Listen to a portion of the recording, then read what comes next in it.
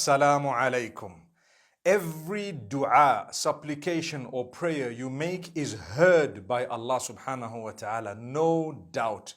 He knows us better than we know ourselves. If we're asking for something that He knows is very detrimental for us in the future, you desperately want to marry someone and Allah knows that something really bad is going to happen afterwards, He may save you from it by answering your prayer, by not giving you what you want, simply because He loves you more than you love yourself. Subhanallah, that is something amazing.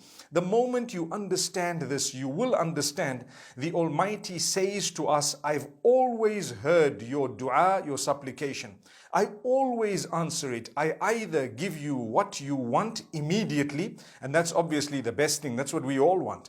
But Allah says, sometimes out of my mercy, I give you what you want, but after some time. So He delays it to a better time. You may be desperately wanting something and Allah knows that it's good for you after 2 years, after 5 years, after 10 years. So He will give you exactly the same thing later on. Sometimes He will give it to you, but in the hereafter. Subhanallah. If He knows that that is the best for you. Sometimes the reward of the sabr and the patience you're going to go through is tremendous, such that just the patience is enough to have booked you and reserved you a place in paradise. Then sometimes what Allah does, when He knows that there is something for you better than what you're asking, He then gives you the thing which is better, even though in my small mind and yours, we may not understand how that was better for us. But remember, it's better in the worldly life as well as in the hereafter. Fi dunya wal akhirah. So sometimes, because we don't realize that what He has ultimately given us is better than what we desperately wanted, we don't see, we think He didn't answer, He didn't hear, He doesn't love us, He doesn't care for us. But Allah says, I know better than you. Wallahu ya'lamu wa antum la ta'lamun. Allah knows and you don't know. Sometimes, like I say, if the Almighty knows you want to marry someone desperately, this is an example I'm going to use. For some reason it's blocked. Every avenue you try, you just cannot get this happening. And so maybe Allah knows something in the future was going to happen. Maybe the person was going to pass away. Maybe the children that were going to come as a result of that type of a relationship might have been troublesome, or they may have been challenged in one way or another, or you may not have had those kids. Allah knows best. I don't know, you don't know. So trust Allah. He knows. At times He replaces what you want with something else in Jannatul Firdaus. So these are some of the ways that He responds to your dua, your prayer. But He definitely answers your prayer. What's your job?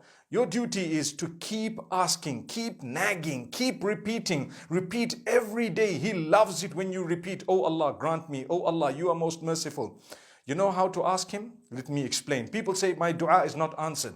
Number one, praise Allah. Number two, seek the forgiveness of Allah. Number three, send blessings and salutations upon Muhammad, peace be upon him, his family, his household, his companions. Number four, ask what you want in the most beautiful ways, and ask in any language you want. Keep repeating it and express how desperately you want it. If you really shed a tear or two, it would help, because subhanallah, Allah is very, very merciful. You know, when you shed a tear, subhanallah, it actually is another level of supplication. Then as you're ending your prayer, make sure you end it again with the blessings and salutations upon Muhammad sallallahu alaihi wasallam, and perhaps some praise of Allah subhanahu wa ta'ala. That's how you ask Allah. And if you were to precede your supplication with a good deed, the chances of it being accepted are far more. If you were to precede it with a charity or fasting or salah or something good, recitation of the Quran, it would really be good. Then there are certain times that are better than other times. Get up at night when everyone is asleep and cry at the time of the tahajjud, at the time, the last third of the night. Cry at that time, ask Allah, because Allah subhanahu wa ta'ala tells us that at that moment He descends to the lowest heavens asking, who is asking me that I can give them, who is repenting that I can accept their repentance, who is seeking forgiveness so that I can forgive them.